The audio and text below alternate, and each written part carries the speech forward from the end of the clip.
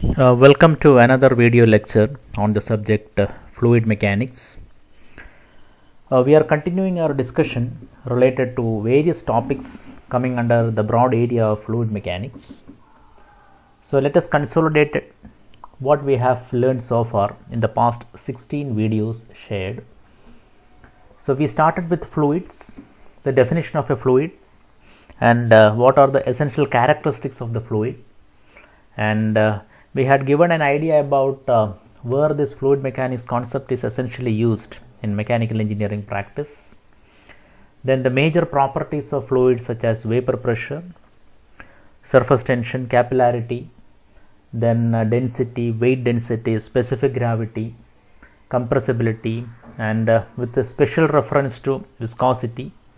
All these things we had discussed in earlier videos.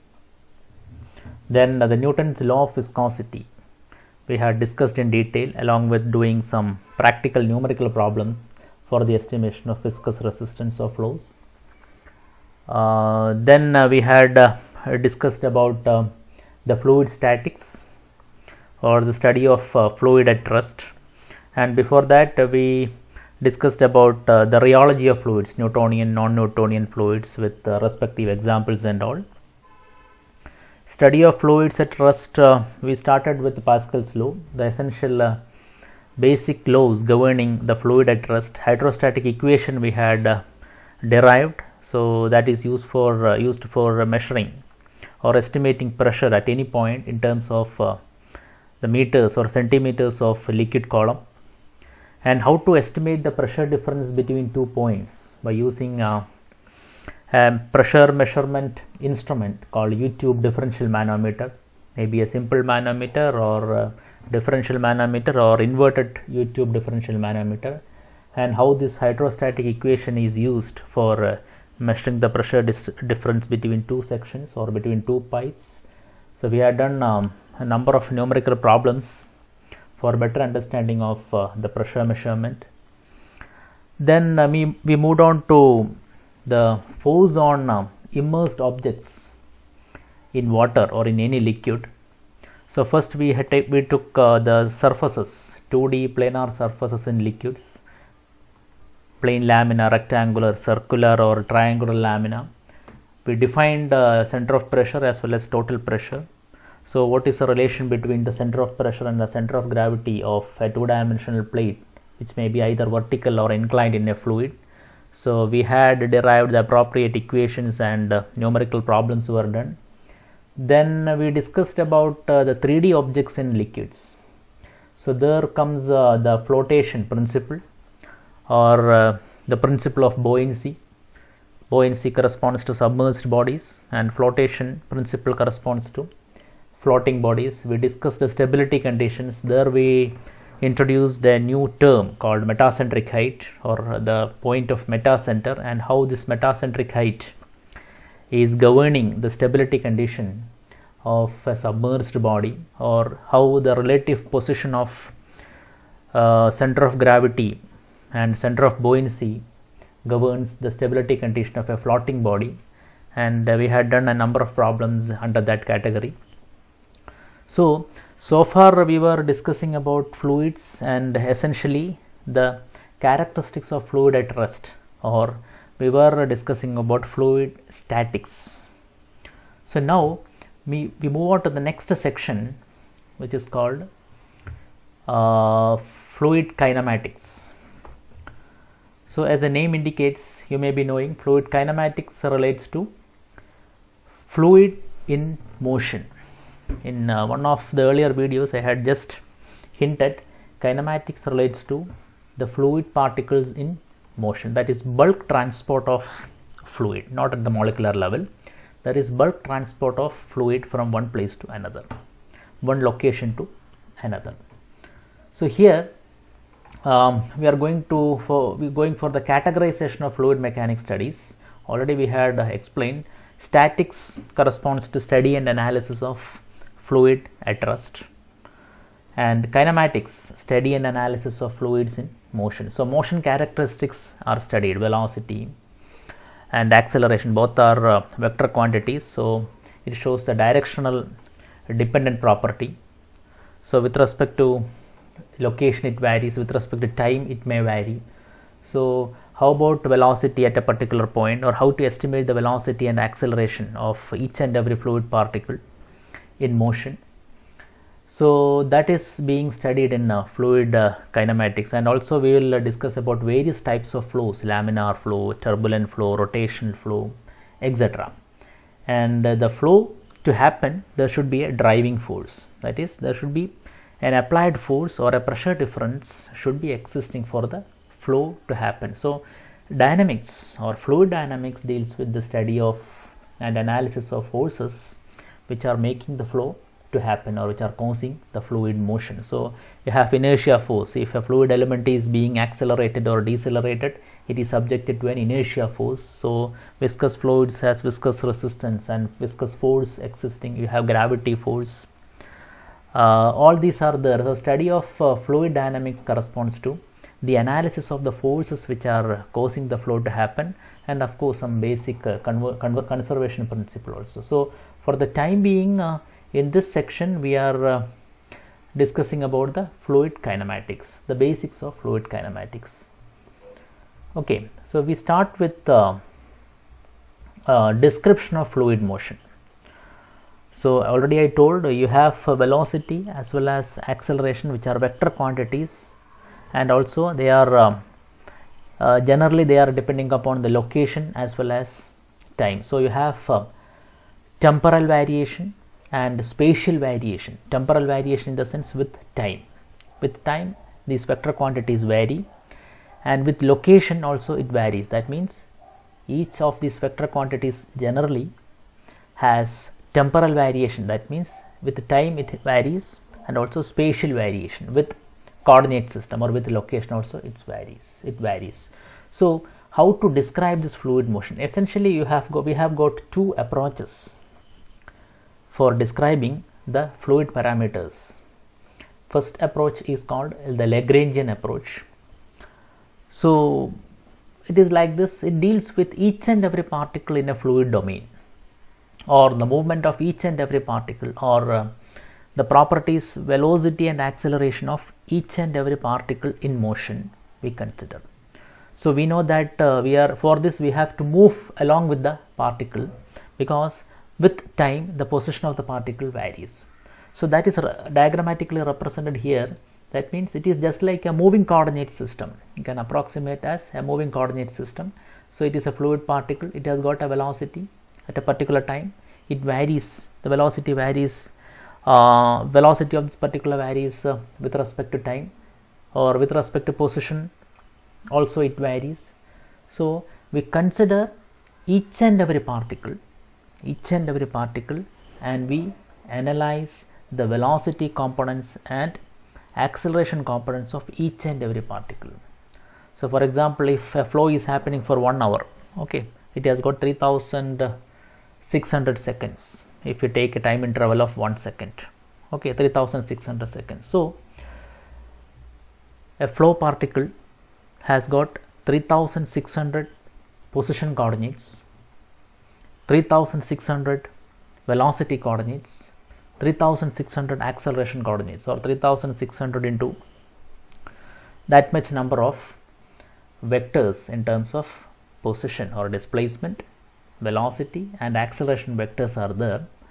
And a flow domain consists of numerous number of particles. We know that how many number of particles are approximately constitute a mole gram. So the fluid domain has got numerous number of particles, and in Lagrangian approach we need to consider the position, velocity and acceleration of each of these particles, which are varying with time and space.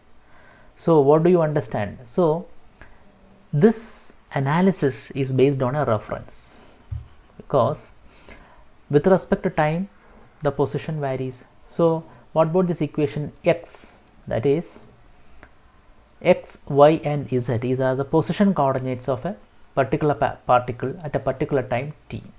So this ABC corresponds to the corresponding position of the particle when time is 0, or ABC are initial space coordinates. ABC are initial space coordinates. So after a certain amount of time t, it has got new space coordinates x, y and z in Cartesian coordinate system. So this x, y and z, these are the position coordinates, are represented as three different functions: f1 of a, b, c, t, y is f2 of a, b, c, t, and z is f3 of a, b, c, t. So what do we understand? Here the position coordinates are represented as a function of time and initial position.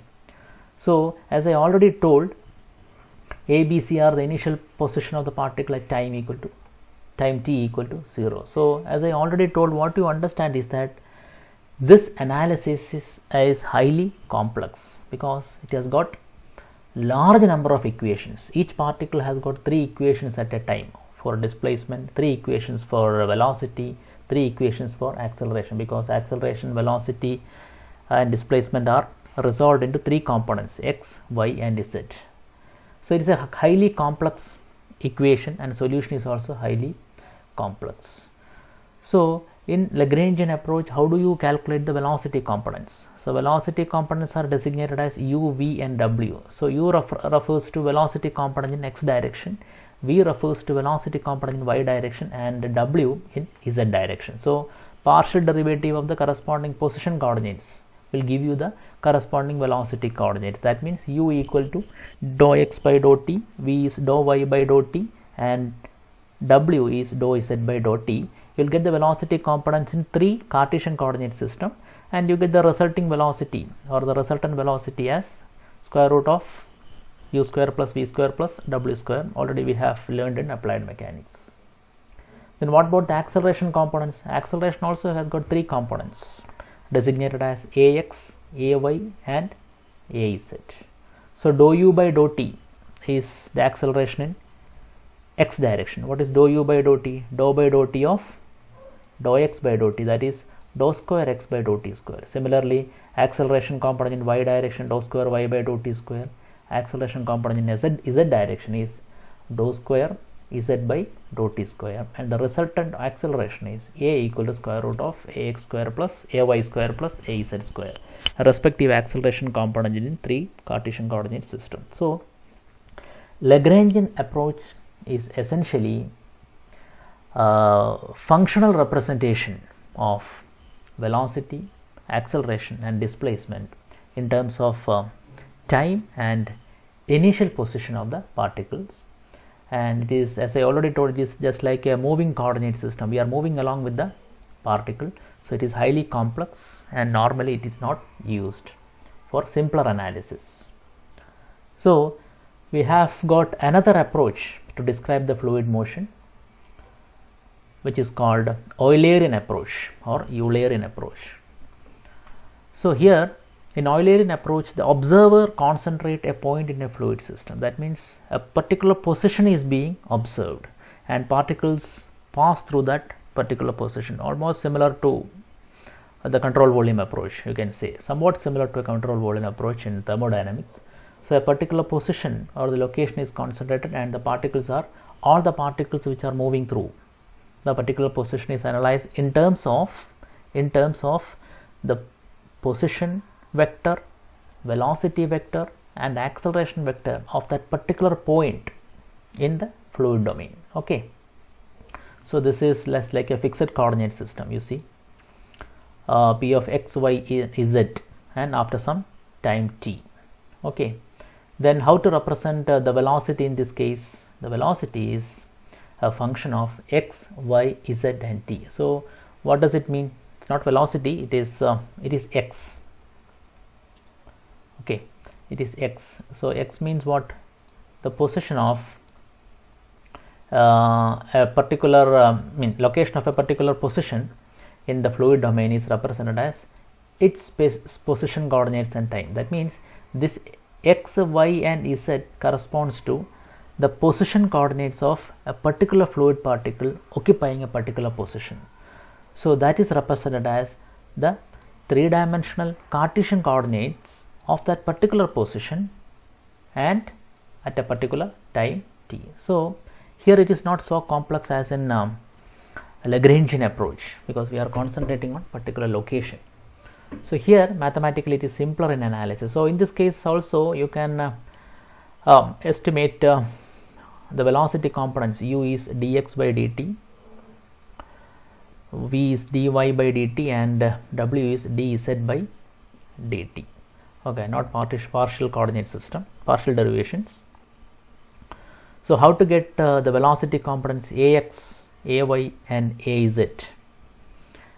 So we have to find out ax, ay and az, and of course the resultant acceleration will be the same, square root of ax square plus ay square plus az square. So here these positions are represented as functions f1, f2 and f3, and it is just like similar to a fixed coordinate system. And now how to find out the acceleration components describing the fluid motion if you are following the Eulerian approach. Acceleration components. So how to get the acceleration components? Already we have seen in the Eulerian approach, acceleration components are the first derivative of the corresponding velocity components, or first derivative of the velocity components in the particular direction. So u is the velocity component in x direction. So if you are differentiating u with respect to time, you will get the acceleration x direction, that is ax. Similarly, ay will be dv by dt, and az, acceleration component in z direction, will be the first derivative of the velocity component in z direction, that is dw by dt. So du, dv and dw, these are called the full derivatives or total derivatives. So you should know the difference between partial derivative and a total derivative. So dou refers to partial, d refers to total derivative. So we have a theorem in mathematics to express total derivative of any variable. Total derivative of any variable or total differential of any variable is given by du is dou u by dou x into dx plus dou u by dou y into dy plus dou u by dou z into dz plus dou u by dou t, because u is a function of x, y, z and t. In the previous slide I have shown u is a function of x, y, z and t. That means u is a dependent variable that depends on the position coordinates or location coordinates x, y, z and the time coordinates t. So total derivative or total differential of that independent variable will be like dou u by dou x into dx plus dou u by dou y into dy, dou u by dou z into dz plus dou u by dou t into dt. So this is a theorem in mathematics. So similarly you can write dv, that is total differential of v,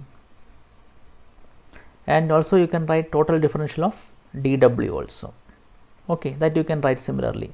Then what is acceleration ax, ay and az? Ax, ay and az. So what is ax? Acceleration ax will be, already we have written here, ax is du by dt, first derivative of du. So du by dt means what?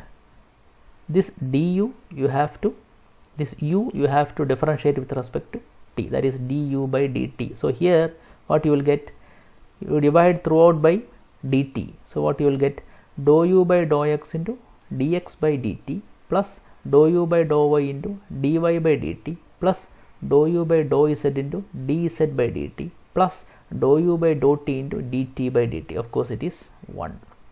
So you can simplify what is dx by dt as per Euler's approach to describe the fluid motion. Dx by dt is the velocity in x direction. So what is velocity in x direction? That is u. So instead of dx by dt you can write u, instead of dy by dt you can write v, instead of dz by dt you can write w. So you can simplify this equation as u dou u by dou x plus v dou u by dou y plus w dou u by dou z plus dou u by dou t, because this cancels off. So this equation represents ax, acceleration component in x direction. Similarly, from this equation how can you represent ay? That is acceleration component in y direction. We need to only change the integrand, sorry, u, So what is in the differential part you have to change, that is instead of u you have to write v here. So how about the equation for ay? Ay is u dou v by dou x plus v dou v by dou y plus w dou v by dou z plus dou v by dou t. Similarly you can write az also. Okay. So in Eulerian approach, these are the three equations which are used for representing the acceleration components in three Cartesian coordinate system. So if you closely watch these three equations, you can see it has got two parts. Each equation has got two parts. So for clarity, I have represented one part in green and the second part in blue. Here also one part in green color, the second part in blue. So here also one part in green color and the second part in blue color. So green color partial derivatives are with respect to locations or positions, because these are differentiated, partially differentiated with respect to x, y and z. Here also x, y and z. So with respect to position, you have got the differential or such acceleration component is called convective acceleration. So you see here convective acceleration, dou u by dou x, dou u by dou y, dou u by dou z, dou v by dou x, dou v by dou y, dou v by dou z. Similarly, dou w by dou x, dou w by dou y, dou w by dou z. These are called convective acceleration because derivative of the velocity components with respect to Cartesian coordinate position, with respect to location or position. Okay. What about the second part represented in blue color? These are called temporal acceleration because these are partial derivative with respect to time or local acceleration. Dou u by dou t, dou v by dou t, dou w by dou t. So in Eulerian approach, each acceleration component has got two parts. One part is called a convective acceleration component or convective acceleration part, and the second part is called local acceleration part. And of course the resulting acceleration is found out as square root of ax square plus ay square plus az square. So what we have learned is that you have the fluid kinematics under analysis. So velocity and acceleration are vectors, depends on the directions, and we studied two approaches for describing the fluid motion in fluid kinematics. So first is just like a moving coordinate system called a Lagrangian approach. So it is a tedious process to analyze the velocity acceleration of fluid domain in Lagrangian approach. So we move on to a much simpler analysis called Eulerian approach. In Eulerian approach, you have the representation of velocities u, v, w in terms of the position coordinates and time, and we are concentrating on a particular location just like a fixed coordinate system, and we explained how to estimate acceleration components of a fluid flow if you follow a Eulerian approach, and we defined local acceleration and convective acceleration. So we move on with the discussion on fluid domains which are in motion and the different types of flows, etc. in the coming video. Thank you.